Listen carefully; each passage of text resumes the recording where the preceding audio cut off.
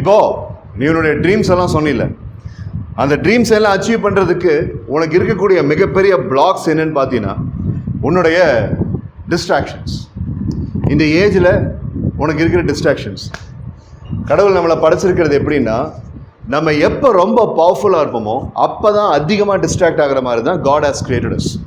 நம்ம எப்போ ரொம்ப டிசிப்ளின்டாக இருக்கணும்னு ஆசைப்படுறோமோ அப்போ மூளையுடைய பவரை ஒரு 40% அவர் அழிச்சிருப்பார். நீ எப்போ ஒழுக்கமாக வாழணும்னு ஆசைப்படுறியோ அந்த டைமில் தான் நீ பண்ண தப்புடைய பிரதிபலிப்பெல்லாம் நீ அனுபவிக்கிற மாதிரி. இதுதான் லைஃபோடைய ஃபார்முலா.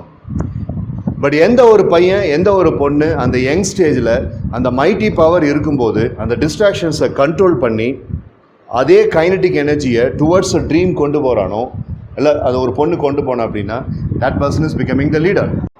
நான் உனக்கு சொல்லிக் கொடுக்க போகிற இந்த எக்ஸசைஸோடைய மொத்த டியூரேஷன் 8 ஒரு 10 நிமிஷம் வரைக்கும்.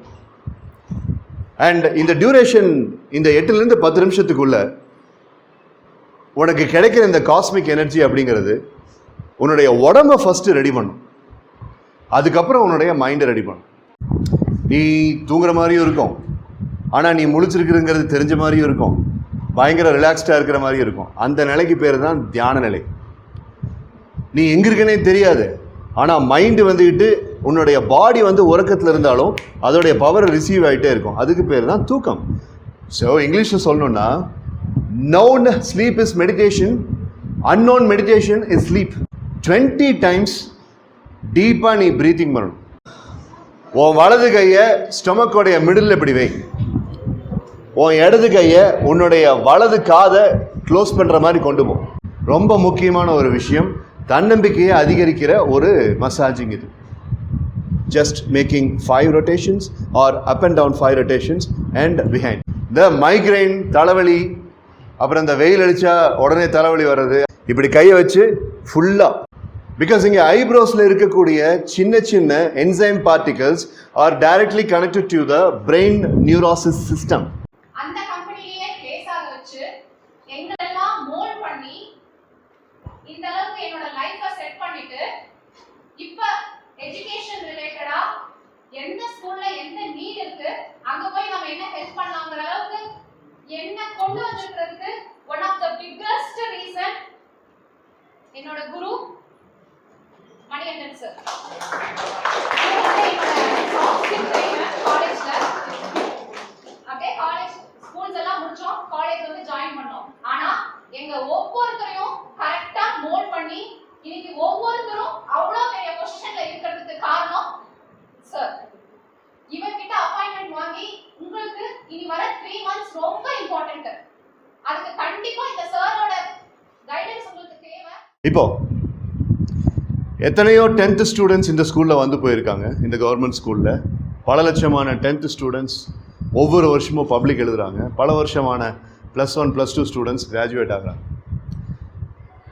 அவங்க எல்லாருடைய தாட் ப்ராசஸ் அப்படிங்கிறத கொஞ்சம் யோசிச்சு பாருங்க. ஓகே, அதாவது 2003 20 வருஷத்துக்கு முன்னாடி, 2013 10 வருஷத்துக்கு முன்னாடி, 2023 நீ. ஸோ உனக்கு 10 வருஷத்துக்கு முன்னாடி 20 வருஷத்துக்கு முன்னாடி கிராஜுவேட் ஆன 10th ஸ்டாண்டர்ட் ஸ்டூடெண்ட்ஸ் அப்படிங்கிறவங்க ரொம்ப ஈஸியாக பண்ணிட்டாங்க. நீ ரொம்ப ஸ்பெஷல். நான் ஒரு 4 சாய்ஸ் சொல்கிறேன். அந்த 4 சாய்ஸில் ஏன் நீ ஸ்பெஷலான ஆளுன்னு நான் சொல்கிறேங்கிறத நீ சொல்லு. Choose the best answer. Sir நான் ஸ்பெஷல் ஏன்னா சாய்ஸ் நம்பர் 1, 2023 இந்த இன்டர்நெட்லாம் இருக்கிற அந்த டைமில் நான் 10th படிக்கிறேன், அதனால் நான் ஸ்பெஷல். சாய்ஸ் 2, சார் நான் ஸ்பெஷல் டெக்னாலஜி அதிகமாக இருந்து எங்களை கைட் பண்ணுற காலகட்டத்தில் நான் 10th ஸ்டாண்டர்ட் படிக்கிறேன், அதனால் நான் ஸ்பெஷல். சாய்ஸ் 3, சார் நான் எவனை நேரில் பார்த்துட்டு வந்த ஒரு ஸ்டூடெண்ட். நான் சின்ன பையனாக இருக்கும்போதே, நான் சின்ன பொண்ணாக இருக்கும்போதே ஒரு மிகப்பெரிய பிரச்சனையில் மாட்டி மீண்டு வந்த ஒரு பர்சன். அதுக்கு பேர் பேண்டமிக் அப்படின்னு இங்கிலீஷில் சொல்லுவாங்க. அதை இந்த உலகம் பார்த்ததே இல்லை. ஆனால் நான் அதை பார்த்து ஒரு 3 வயசு சின்னதாக இருக்கும்போது அதை பார்த்து நான் மீண்டு வந்தேன், அதனால் நான் ஸ்பெஷல். இது 3வது சாய்ஸ். 4வது choice, none of the above. மேலே சொன்ன எதுவுமே இல்லை. Choose the best answer. Choice 1ஆ, சாய்ஸ் 2ஆ, இல்லை சாய்ஸ் 3ஆ? 2ஆ? சாய்ஸ் 2 என்ன ஞாபகம் இருக்கா? ஏன் பெரிய ஒரு எதிலிருந்து தப்பிச்சோம்? Pandemic situation. உன் பேர் என்ன? ருத்ரேஷ்க்கு கை தட்டுங்க.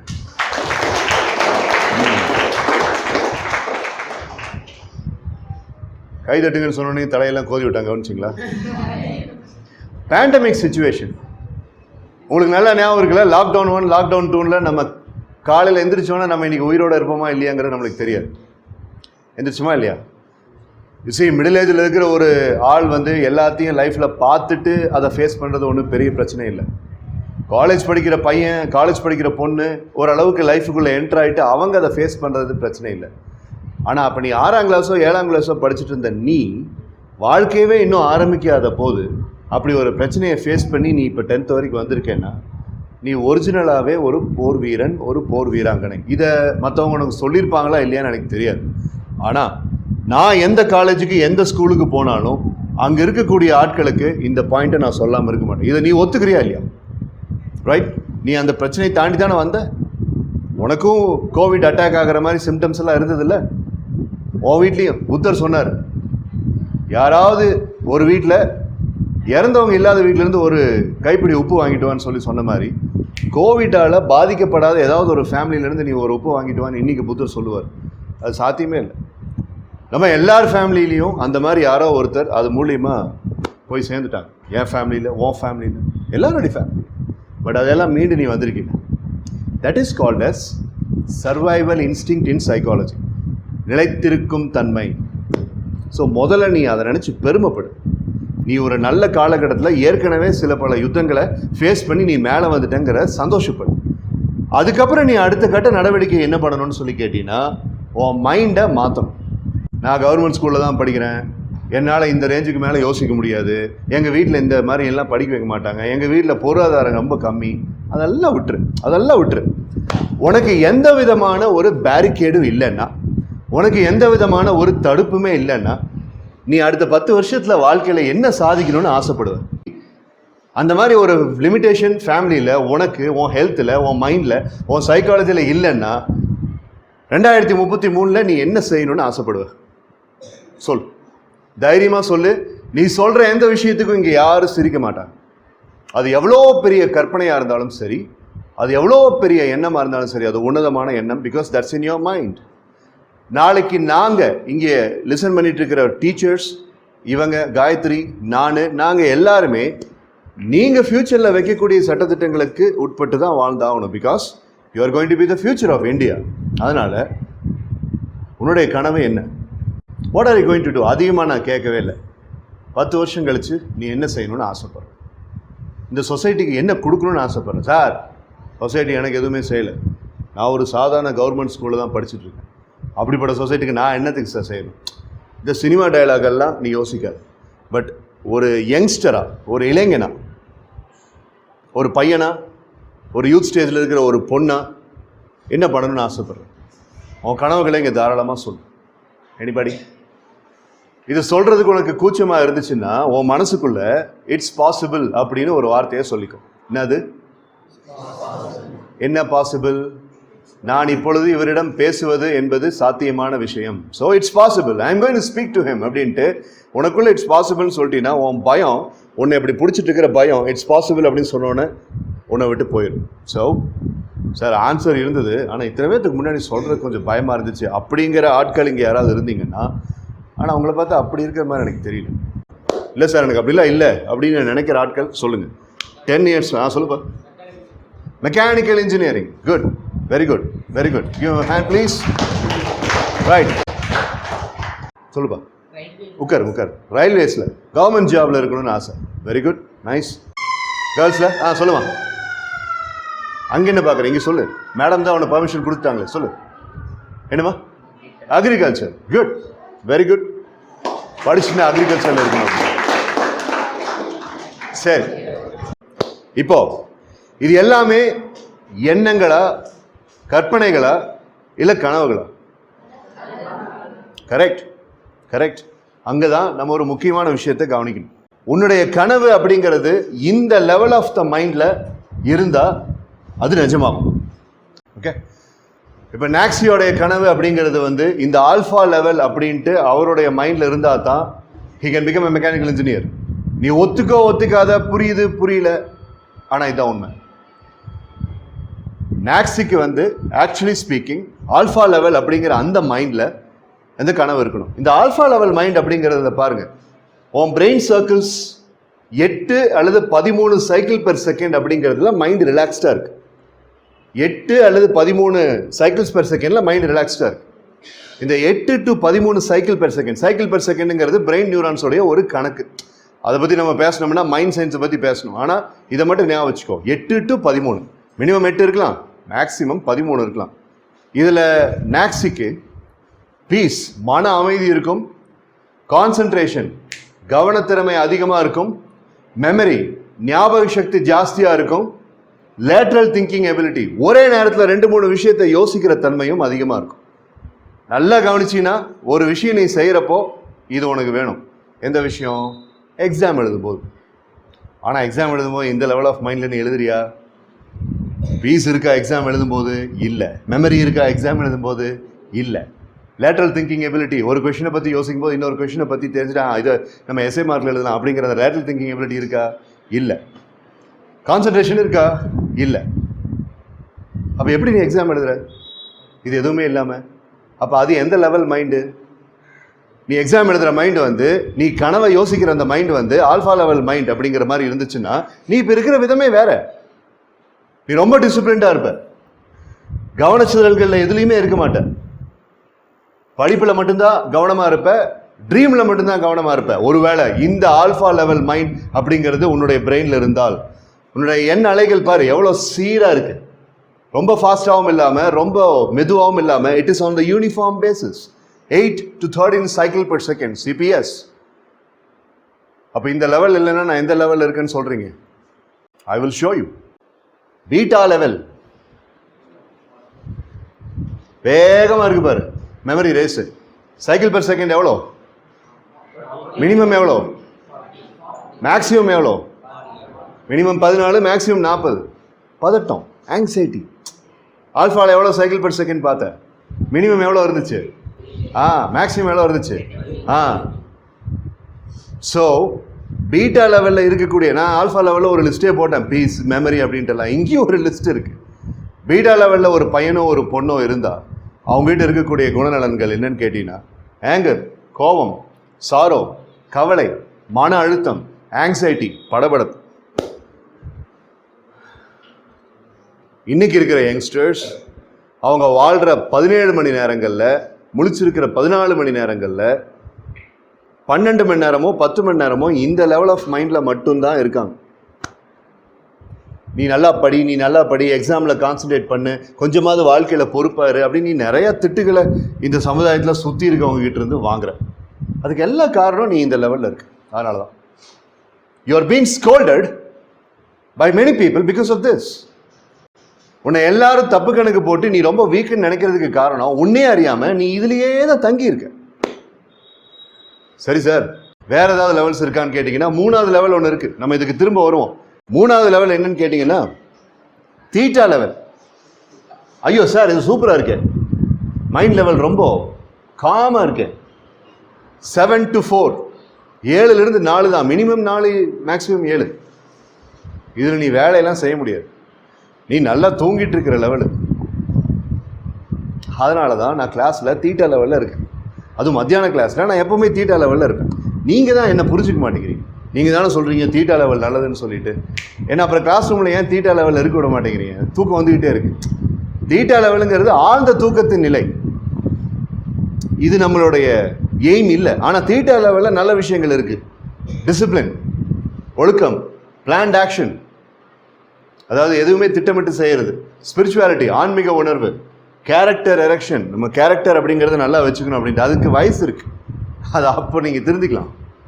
ஸோ இந்த தீட்டா லெவல் அப்படிங்கிறது ரொம்பவும் இப்போ முக்கியம் கிடையாது. உன்னுடைய ஸ்டேஜில், டீனேஜ் ஸ்டேஜில் 4வது லெவல்னு ஒன்று இருக்குது, டெல்டா லெவல்னு அதுக்கு பேர். இந்த ப்ரொஜெக்டை தூக்கி உன் மண்டையில் போட்டான்னு வையேன், நீ போகிற லெவலுக்கு பேர் தான் டெல்டா லெவல், மயக்க நிலை. ஸோ இந்த 4 நிலையில் எது ரொம்ப பவர்ஃபுல்லான நிலைன்னு இப்போ உனக்கு தெரிஞ்சிருக்கும்.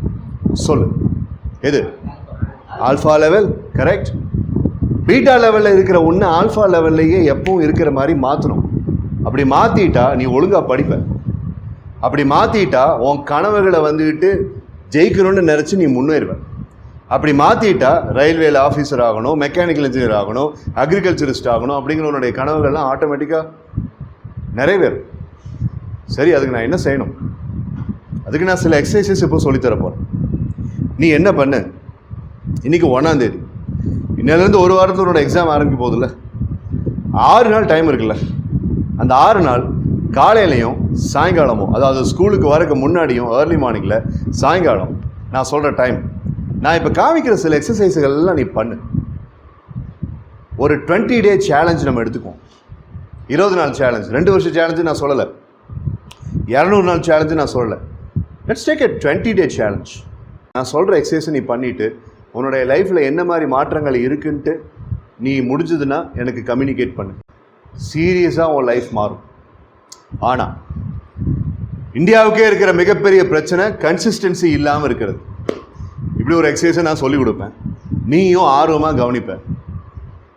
அப்புறம் இந்த இடத்த விட்டு போகும்போது சூப்பரா நாளையிலேருந்து அதை செய்கிறேன்டா அப்படின்ட்டு நீ போவேன். ஒரு நாள் செய்வேன், 2ஆவது நாள் ஏதோ ஒரு படம் ரிலீஸ் ஆகும், உன் ஃப்ரெண்ட்ஸ் அதை பற்றி பேசுவானுங்க, உன் மைண்டு ஃபுல்லாக அதில் போகும். 3ஆவது நாள் ஸ்கூலில் ஏதோ ஒரு சம்பவம் நடக்கும், 4ஆவது நாள் உன் ஃபேமிலியில் ஏதோ ஒரு சம்பவம் நடக்கும், 5ஆவது நாள் உனக்கு ஏதோ ஒரு சம்பவம் நடக்கும், 6ஆவது நாள் உனக்கு ஒரு காய்ச்சல் வரும், 7ஆவது நாள் அந்த காய்ச்சல்லேருந்து மீண்டு வரும்போது இருமல் வரும், 8ஆவது நாள் வந்துட்டு நீ ஸ்கூலுக்கு லீவ் போடுவேன். இப்படி அப்படின்ட்டு விளையாட்டு போல் 8 நாள் முடிஞ்சு போச்சு. அடடே, ஒரு நாள் பண்ணமே, இந்த மணிகண்டன் ஒருத்தர் வந்து சொல்லிட்டு போனார் அப்படின்னு நீ 9 நாள் யோசிச்சின்னா அது அட்டர் வேஸ்ட். ஒரு வாரத்துக்கு நீ வந்து மேக்ஸிமம் 1 நாள் 2 நாள் வேணால் நீ மிஸ் பண்ணிக்கலாம். அதுக்கு நானே உனக்கு அனுமதி கொடுக்குறேன். ஸ்கூலில் டிசிப்ளின் ரேஷியோலேயே நீ சில லீவுகளை எடுக்கலாம் அப்படிங்கிற பர்மிஷன் இருக்குல்ல, அந்த மாதிரி you can skip for 2 days in a week but not for more than 2 days. 5 நாளாவது நீ தொடர்ந்து செஞ்சே ஆகணும். அப்படி நீ எனக்கு ப்ராமிஸ் பண்ணினா இப்போ அந்த எக்ஸசைசஸை நம்ம பார்க்கலாம். இந்த எக்ஸசைஸில் உனக்கு கிடைக்க போகிறது காஸ்மிக் ரேஸ்ன்னு பேர். நீ எந்த ரிலீஜனாக இருந்தாலும் சரி, you be a Hindu, you be a Christian, you be an Islam, you be a Jew or வேற்று கிரகத்திலேருந்து வந்த ஒரு ஆளாக இருந்தால், நீ யாராக வேணாலும் இருந்து, if you are a human being, உனக்கு காஸ்மிக் எனர்ஜிங்கிறது உன்னுடைய தலையில் வந்து இறங்கணும். இப்போ நீ இந்த பிக்சரில் பார்க்குற மாதிரி நான் உனக்கு சொல்லிக் கொடுக்க போகிற இந்த எக்ஸசைஸோடைய மொத்த டியூரேஷன் 8லிருந்து ஒரு 10 நிமிஷம் வரைக்கும். அண்ட் இந்த டியூரேஷன், இந்த 8லிருந்து 10 நிமிஷத்துக்குள்ள உனக்கு கிடைக்கிற இந்த காஸ்மிக் எனர்ஜி அப்படிங்கிறது உன்னுடைய உடம்பை ஃபஸ்ட்டு ரெடி பண்ணும், அதுக்கப்புறம் உன்னுடைய மைண்டை ரெடி பண்ணும். அதை நல்லா புரிஞ்சுக்கும்.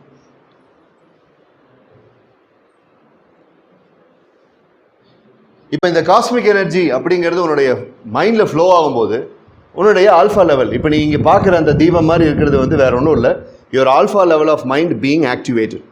நம்ம இப்போ கொஞ்ச நேரத்துக்கு முன்னாடி தான் பேசணும், பீட்டா லெவல்லேருந்து நம்ம ஆல்ஃபா லெவலுக்கு வரணும் அப்படின்னு சொல்லிட்டு.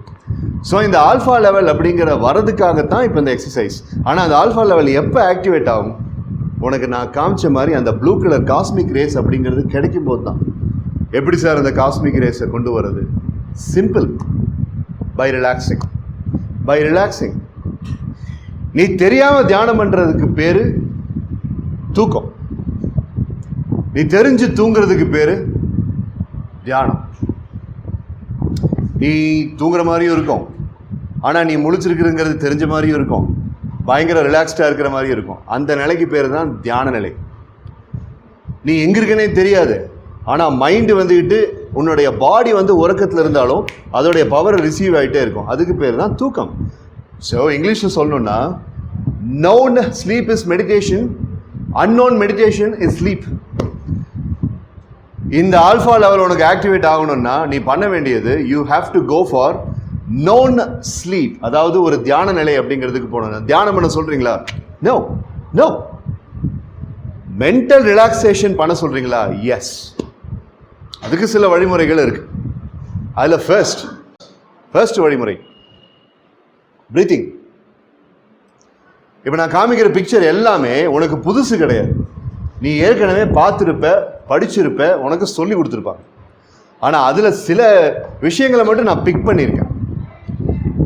நீ காலையில் எழுந்ததும் ஏர்லி மார்னிங்கில் you have to just wash your face and you need to go to a place where you will not be disturbed.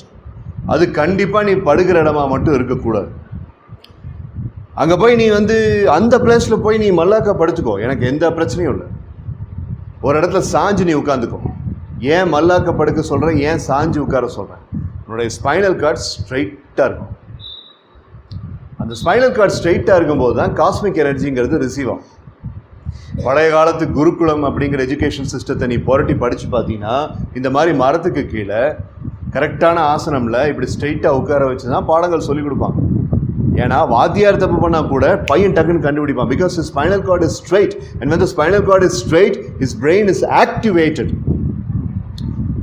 ஆனால் இன்னைக்கு அப்படி இல்லை. அதனால நம்மளுடைய ஃபர்ஸ்ட் எக்ஸசைஸ் என்னன்னு கேட்டிங்கன்னா, இப்போ நான் காமிக்கிற இந்த ஆக்ஷன்ஸில் ஒவ்வொரு ஆக்ஷன்ஸ்லையும் 15 அல்லது 20 தடவை நீ டீப் ப்ரீத்திங் பண்ணணும். இவர் உன் மைண்டுக்குள்ளே இருக்கக்கூடிய அத்தனை கிளட்டரையும் உடச்சி எரிஞ்சு உன்னை ஒரு டிசிப்ளின்டான ஒரு பர்சனாக மாற்றுறதுக்கு, அப்புறம் உன்னை நல்லா படிக்க வைக்கிறதுக்கு, அப்புறம் உன்னுடைய லட்சியங்களை நிறைவேற்ற வைக்கிறதுக்கு தான் இந்த வழிமுறை. 3 reason. I want you to become disciplined boy and a girl. I want you to study really well so that you can gather good marks in your public examination, and I want you to achieve your dream. இந்த 3 காரணங்களுக்காக தான் இந்த எக்ஸசைஸை நான் உனக்கு சொல்லிக் கொடுக்குறேன். So first style, இந்த பிக்சரில் இருக்கிறது அப்படியே நீங்கள் காப்பி பண்ணி செஞ்சுப்பார். நிமிர்ந்து உட்கார். கமான். உன் வலது கையை ஸ்டொமக்கோடைய மிடில் இப்படி வை. உன் இடது கையை உன்னுடைய வலது காதை க்ளோஸ் பண்ணுற மாதிரி கொண்டு போயிட்டியா? தலையை திருப்பாத. கையை இப்படி கொண்டு போ. தலையை ஸ்ட்ரைட்டாக வை, கையை இப்படி கொண்டு போ.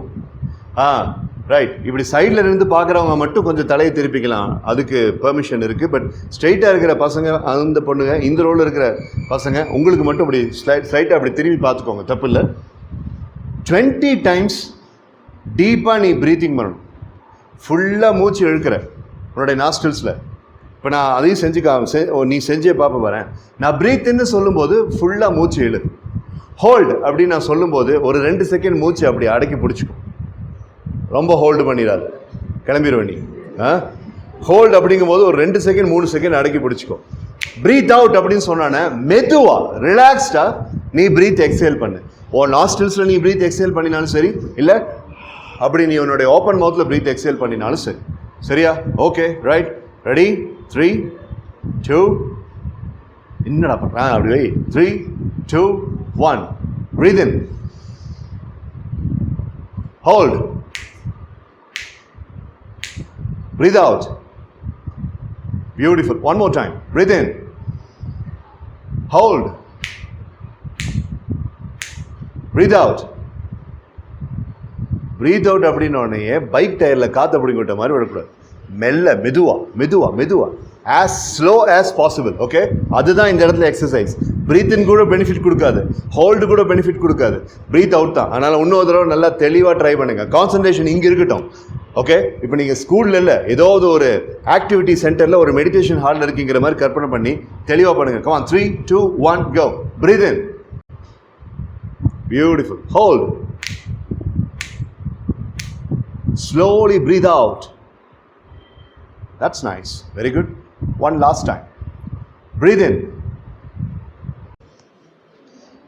இப்போ இது அப்படியே ரிவர்ஸ். இப்போ கையை இப்போ ஒரு தடவை நம்ம செஞ்சு பார்க்க போதில்லை. கவலைப்படாதீங்க, பார்த்துக்கோங்க. இது மட்டும் ஞாபகம் வச்சுக்கோங்க. ஒரு தடவை தான் நம்ம செஞ்சோம் சாம்பிளுக்கு. இது அடுத்த பாஸ்சர்னா என்ன? அதாவது அந்த style, POSTURE, posture. So first வந்துட்டு நீ இப்படி இருந்தியா, left and right to the ear, அப்புறம் right and left to the ear அப்படின்ட்டு. இப்போ எத்தனை ப்ரீத் கவுண்ட் ஆச்சு? 2யுமே நீ பண்ணி முடிச்சிட்டீங்கன்னா. ஒரு தடவை 20 நீ பண்ணும்போது எத்தனை ப்ரீத் கவுண்ட் ஆச்சு? 40 ஆச்சா? இப்போ நான் தேர்ட் பாஸ்சரை காமிக்கிறேன். டயகனலாக வச்சு 2 காதை மட்டும் க்ளோஸ் பண்ணி. ஓகே, நீ உன்னோட காதை க்ளோஸ் பண்ணு. இப்படி, ரைட். இப்படி டயகனலா. ரைட். ஓகே, சரியா? ரிலாக்ஸ். இப்போ one more time. Nice, loud and clear. First style செஞ்சு காமிங்க. ஃபர்ஸ்ட் ஸ்டைல், செகண்ட் ஸ்டைல் நான் செய்ய மாட்டேன், நீங்களே செய்யுங்க. Third style. பியூட்டிஃபுல். இப்போ எவ்வளோ ப்ரீத் கவுண்ட் ஆச்சு? 60. அடுத்தது இது ரொம்ப ஈஸி. இது நீ எப்போ கிளாஸ் நடக்கும்போது பண்றது தான். எப்படி? அப்படி காது இப்படி டயகனலா இருக்கணும். இங்க பார், உன்னோட எல்போ இப்படி உன்னோட எல்போ இந்த காதுக்கு இப்படி ஸ்ட்ரெயிட்டா இருக்கணும். Okay right. இப்படி இருக்கக்கூடாது, இப்படி காதுக்கு ஸ்ட்ரெயிட்டா இருக்கணும். Well done. அப்படி நிமிர்ந்து உட்காரு. Right. Okay okay relax relax relax relax relax. இப்போ எத்தனையாச்சு பிரீத்திங்? இப்போ எத்தனையாச்சு? That's a point here. அடுத்தது ஃபுல்லா நல்லா இருட்டா இருக்கிற மாதிரி ரெண்டு கையும் cupped hands with both the eyes closed. அப்படி அப்படி நிமிரு நிமிரு ருத்ரேஷ் நிமிரு. ரைட். Okay relax. இப்போ எத்தனையாச்சு? 100 டீப் பிரீத்திங் சைக்கிள். இது நீ செஞ்சு முடிக்கிறதுக்கு உனக்கு 7 நிமிஷம் ஆகும். 7 நிமிஷம் ஆகும். இந்த டைம்ல இது உனக்கு எப்பவுமே தெரிஞ்சது பிராணாயாமம். அது நான் உனக்கு சொல்லிக் கொடுக்குற அவசியம் இல்லை. ஒரு நாஸ்ட்ரில்ல மூச்சு இருக்கிற, இன்னொரு நாஸ்ட்ரில்ல மூச்சை வந்துக்கிட்டு எக்ஸேல் பண்ற. இது ஒரு 20 டைம்ஸ். அவ்வளவுதான். இப்போ எத்தனை பிரீத்திங் சைக்கிள் ஆச்சு? இதுக்கப்புறம் நீ இந்த எக்ஸசைஸை படிச்சுட்டு எக்ஸசைஸை பண்ணிட்டு உட்காந்து நீ படிச்சுப்பார். Open challenge. நீ என்ன சப்ஜெக்ட் வேணாலும் படி. Maths, chemistry, physics, biology, commerce, accountancy, economics. வேற என்னடா இருக்கு? தமிழ், இங்கிலீஷ். சரி, எதுவாக இருந்தாலும் சரி, எதுவாக இருந்தாலும் சரி. சரி, சயின்ஸ். ஸோ எதுவாக இருந்தாலும் சரி, இதை நீங்கள் பண்ணிட்டு அப்புறம் படிச்சுப்பார் சீரியஸா. சரி, இப்போ காஸ்மிக் எனர்ஜி உனக்கு கிடைக்கிறதுக்கான முதல் கட்ட நடவடிக்கையை இப்போ நீ தெரிஞ்சுக்கிட்டேன். நான் அடுத்தது உன்னுடைய பிரெயினை ஆக்டிவேட் பண்ணுறதுக்கான வழிமுறைகள். ப்ரீத்திங்கை முடிச்சிட்ட, 120 ப்ரீத்திங் சைக்கிள்ஸ். சரி வேண்டாம், ரவுண்ட் அப் பண்ணிக்கோ. 100 ப்ரீத்திங் சைக்கிள்ஸ் முடிச்சிட்ட. முடித்த பிறகு செரிப்ரமல் கார்டெக்ஸ்ன்ட்டு ஒன்று இருக்குது. சயின்ஸில் நீ படிச்சீங்கன்னா அதுக்கு தமிழாக்கத்தில் நீ படிச்சிருப்ப. ஃப்ரண்டல் லோப்னு ஒன்று இருக்குது. பெப்டைட்ஸ் அப்படின்னு பிரெயின். இதெல்லாம் பிரெயினுக்குள்ளே இருக்கக்கூடிய பார்ட்டிகல்ஸ். அதெல்லாம் தெரியாமல் நம்ம வாழ்ந்துட்டு இருக்கோம். அதுகளெல்லாம் ஆக்டிவேட் பண்ணக்கூடிய ஒரு சைக்கலாஜிக்கல் அண்ட் ஸ்பிரிச்சுவல் எக்ஸசைஸ். இது வந்து பேசிக் மசாஜிங் தெராப்பி. என்னென்னா, ஃபர்ஸ்ட் உங்களுடைய இயர்ஸை வந்துட்டு இப்படி கையை வச்சு உங்கள் 2 தம்பை யூஸ் பண்ணி இயர்ஸ்குள்ளே இப்படி கையை வச்சு 5 times front circle and 5 times back circle. இது வந்து பிரெயினுக்கு போகிற ரத்தோட்டத்தை அதிகமாக கொண்டு போகும். And you can think faster, you can think laterally. ரொம்ப முக்கியமான ஒரு விஷயம், தன்னம்பிக்கையை அதிகரிக்கிற ஒரு மசாஜிங் இது. Just making 5 rotations or up and down 5 rotations and behind. Okay, right? This is one. அடுத்தது உங்கள் இயர் லோப் இருக்குது பாருங்கள், அதை ஃபுல்லாக நீங்கள் மசாஜ் பண்ணுறீங்க. அதாவது டோட்டல் இயர் லோப் அப்படிங்கிறத ஃபுல்லாக மசாஜ் பண்ணுறீங்க. ஹோல்டிங் பேக் ஆஃப் த இயரை ஃபுல்லாக மசாஜ் பண்ணுறீங்க. இது எதுக்குன்னு சொல்லி கேட்டிங்கன்னா, எமோஷனல் கண்ட்ரோல். இன்னைக்கு மத்தியானம் கிளாஸில் தூக்கம் வந்ததுன்னு வச்சுக்கோ, இது 2 மட்டும் பண்ணு, தூக்கம் போயிடும். இது 2 மட்டும் பண்ணு, உனக்கு தூக்கம் போயிடும். Because your emotional cortices are being completely activated. 3வது, உன்னுடைய ஐப்ரோஸ் இருக்கு பாரு, இதில் கொஞ்சம் அழுத்தம் கொடுக்கணும். கை எப்படி வைக்கிற, யூ ஆர் யூசிங் த தம். இந்த மைக்ரைன், தலைவலி, அப்புறம் இந்த வெயில் அடித்தா உடனே தலைவலி வர்றது, அப்புறம் இந்த ஏசி காரில் போயிட்டு டக்குன்னு வெளியில் வந்தால் தலைவலி வர்றது, ரொம்ப நேரமாக ஃபோனை பார்த்து தலைவலி வருது, அது எல்லாமே வந்துட்டு it is getting stagnated and it is getting properly activated. உன்னுடைய பிரெயின் நியூரான்ஸ் இப்படி கையை வச்சு ஃபுல்லாக என்ன கேட்டிங்க? ஐப்ரோஸ் மட்டும். பிகாஸ் இங்கே ஐப்ரோஸில் இருக்கக்கூடிய சின்ன சின்ன enzyme particles R directly connected to the brain neurosis system. And when you are activating this, உன்னால் ரொம்ப ஈஸியாக ஒரு விஷயத்தில் கான்சன்ட்ரேட் பண்ண முடியும். மேத்தமேட்டிக்கல் ஃபார்முலாவை ஞாபகம் வச்சுக்கிறது, கெமிஸ்ட்ரி ஈக்குவேஷன்ஸை ஞாபகம் வச்சுக்கிறது, இதெல்லாம் வந்துட்டு இந்த மாதிரி எக்ஸசைஸை பண்ணும்போது ஈஸியாக இருக்கும். Just doing this. நான் ஏர்லி மார்னிங் பண்ணும்போது பார்த்தா என்னுடைய ஸ்டைல் இதுதான். I will do this. மைக்ரைனோ இல்லை தலைவலியோ இருக்கும்போது நீ பண்ணிப்பார், எப்படிங்கிறதுக்குள்ள தலைவலி காணாமல் போயிடும். The next one, face. Just the face. நீ ஃபேஸ் வாஷ் பண்ணுற மாதிரி you are massaging the face. இப்போ ப்ரீத்திங் முடிச்சிட்ட, மசாஜிங் முடிச்சிட்ட. இப்போ திஸ் இஸ் பியூர்லி, இப்போ நான் சொல்ல போகிறது this is purely medicine and medical ailment orient. உன் கை எப்படி காட்டு, இந்த கையில் ரைட் ஆர் லெஃப்ட் ஹேண்ட் அதில் இருக்கக்கூடிய neurosis connections. when you are writing your examination or after you finish your breathing exercise, after you finish your massaging exercise, you are massaging like this. The first finger, second finger, third finger and this one. இந்த pad ரொம்ப முக்கியம். Okay? And this finger. அப்புறம் இந்த muscle that is connecting with your thumb. So, இப்படி. Okay? அப்புறம் இந்த semi-glossus pad. இங்கே. இந்த ஒவ்வொரு ஸ்பாட்டுக்கும் அங்கே ஒரு கனெக்ஷன் இருக்கு உன்னுடைய பிரெயினுக்கு. இது பேரு ஹேண்ட் ரெஃப்ளெக்ஸாலஜி. Okay right. ரொம்ப ஸ்ட்ரெஸ்டாக கவுன்சிலிங் எல்லாம் எடுக்கிறதுக்கு என்னோட ஆஃபீஸுக்கு யாராவது வந்தாங்கன்னா, கூட அவங்களுடைய அம்மாவோ அவங்க பேரண்ட்டோ இல்லை ஃப்ரெண்டோ யாராவது வந்தாங்கன்னா அவங்ககிட்ட அந்த கையை கொடுத்து அவங்கள நான் இது பண்ண சொல்லுவேன். Okay right. இல்லை சில வயசானவங்க இருந்தாங்கன்னா ஐ myself will do this. இதை இந்த மாதிரி பண்ணிட்டு கொஞ்ச நேரம் கழிச்சு அவங்ககிட்ட கேள்வி கேட்கும்போது அவங்ககிட்ட பேசுகிற அவங்க சொல்கிற அந்த விஷயங்களே இன்னும் கொஞ்சம் இம்ப்ரூவ்டாக இருக்கும். பட் இது கூட செமி ஸ்டாண்டர்ட் தான். ஆனால் ஃபுட் ரெஃப்ளெக்ஸாலஜின்னு ஒன்று இருக்குது. அந்த ஃபுட் ரெஃப்ளெக்ஸாலஜி அப்படிங்கிறது it's very very important to do before sleeping and before studying. நீ படிக்கிறதுக்கு முன்னாடியும் தூங்குறதுக்கு முன்னாடியும் இதை பண்ணுறது ரொம்ப அவசியம். Now look at this.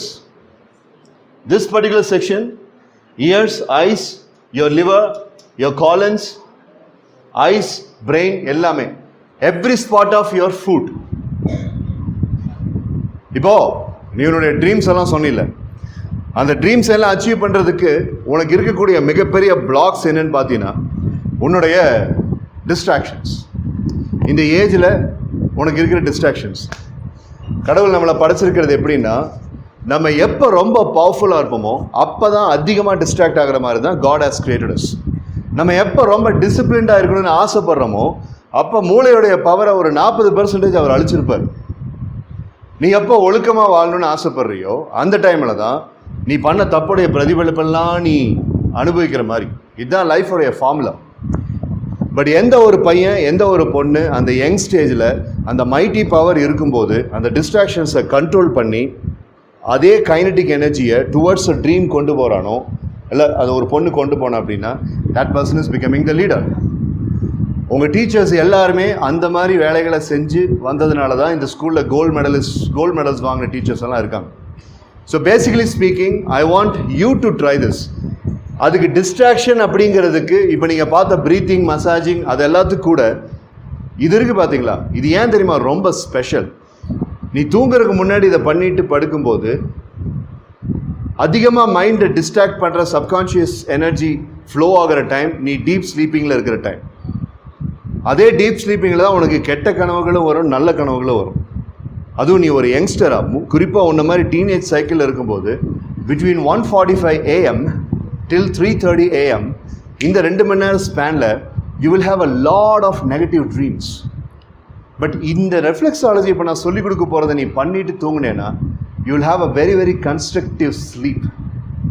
கன்ஸ்ட்ரக்டிவாக தூங்குற ஒரு பையன் ஒரு பொண்ணு அடுத்த நாள் காலையில் அவன் படிக்கிற பொண்ணும் எனக்கு தெரியாது, பட் அவன் தெளிவாக இருப்பான்.